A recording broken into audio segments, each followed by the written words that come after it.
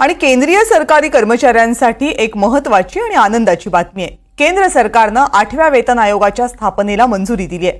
8वा वेतन आयोग कधी लागू होणार, त्यानंतर सरकारी कर्मचाऱ्यांचा पगार किती वाढणार, या सगळ्या प्रश्नांची उत्तरे सविस्तरपणे या रिपोर्टमधून जाणून घेऊयात।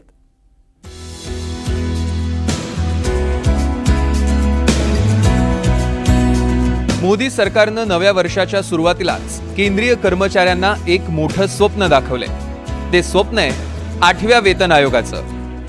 8व्या वेतन आयोगाची स्थापना करण्यासाठी केंद्रीय कॅबिनेटनं मंजुरी दिली आहे। पंतप्रधान मोदींनी स्वतः ट्विट करत याबाबत माहिती दिली। 8वा वेतन आयोग स्थापन करणं याचा साधा अर्थ म्हणजे केंद्रीय कर्मचाऱ्यांच्या पगारामध्ये पुढच्या काही काळात घसघशीत वाढ होणार आहे। स्टार्ट हुआ था तो 2026 में इसका टर्म कंप्लीट होता है। उससे वेल बिफोर 2025 में 8 पे कमीशन स्टैब्लिश करने से सफिशिएंट टाइम मिलेगा so that the recommendations can be received well before the completion of the period of 7th pay commission.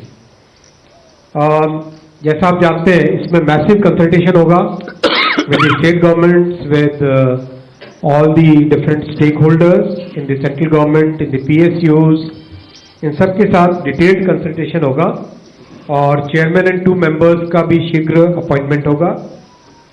एक तरीके से ये एक बहुत बड़ा फैसला है जिसमें जो केंद्र के कर्मचारी हैं, और जैसा आप जानते हैं, वन सेंट्रल पे कमीशन कम्स, उसके बाद में करीब करीब हर देश के जितने भी ऑर्गेनाइजेशंस हैं वो सब उसी को फॉलो करें। 7वा वेतन आयोग 2014 मध्ये स्थापन करण्यात आला होता। त्याच्या शिफारशी 2016 मध्ये लागू करण्यात आल्या, त्या 2026 पर्यंत सुरू राहतील। आता 8व्या वेतन आयोगाच्या शिफारशी 2026 हे वर्ष संपण्याच्या आत लागू कराव्या लागतील। दर 10 वर्षांनी वेतन आयोग महागाई भत्ते आणि महागाई दर यांचा अभ्यास करतं आणि त्याप्रमाणे सरकारी कर्मचाऱ्यांच्या पगारवाढीची शिफारस करतं। 7व्या वेतन आयोगामध्ये बेसिक सॅलरी 7,000 ने वाढवून 17,990 करण्यात आली होती। आता 8व्या वेतन आयोगामध्ये बेसिक सॅलरी 34,000 होण्याची शक्यता आहे। याचा फायदा 50 लाख केंद्रीय कर्मचारी आणि त्याचबरोबर 65 लाख पेन्शनर्सला होणार असल्याची माहिती मिळते। पगार आणि पेन्शन किती प्रमाणात वाढवायचं त्याला फिटमेंट फॅक्टर असं म्हणतात। 7व्या वेतन आयोगामध्ये फिटमेंट फॅक्टर 2.57 एवढा होता आणि त्यानुसार बेसिक सॅलरी 7,000 वरून 17,990 एवढी करण्यात आली। हाच फॉर्म्युला 8व्या वेतन आयोगाने ठेवला तर बेसिक सॅलरी 26,000 एवढी होईल। 8व्या वेतन आयोगाने हा फिटमेंट फॅक्टर 2.83 ते 3 एवढा ठेवावा अशी केंद्रीय कर्मचाऱ्यांच्या युनियनची मागणी आहे। ती जर मान्य झाली तर बेसिक सॅलरी 34,650 एवढी होण्याची शक्यता आहे। एकामागोमाग एक 7 आयोग झाले, त्या आयोगाने केलेल्या शिफारशीच्या अंमलबजावण्या झाल्या, पण गेल्या 80 वर्षामध्ये शेतकऱ्यांच्यासाठी एकच शेतकरी आयोग झाला ज्याचं नाव स्वामीनाथन आयोग आहे।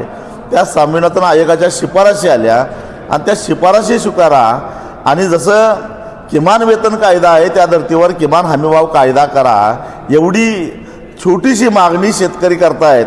त्यासाठी एक शेतकरी नेता गेले 50 दिवस अन्नत्याग करतोय, तरीसुद्धा या मुरदाड प्रशासनाला किंवा सरकारला त्याचं काहीच वाटत नाही। म्हणजे शेतकरी या देशात कोण आहे का नाही, नेमका शेतकरी राजा आहे का गुलाम आहे, या प्रश्नाचं उत्तर आता राज्यकर्त्यांनी द्यावं किंवा लोकप्रतिनिधी द्यावं अशी एक माफक अपेक्षा शेतकऱ्यांची आहे।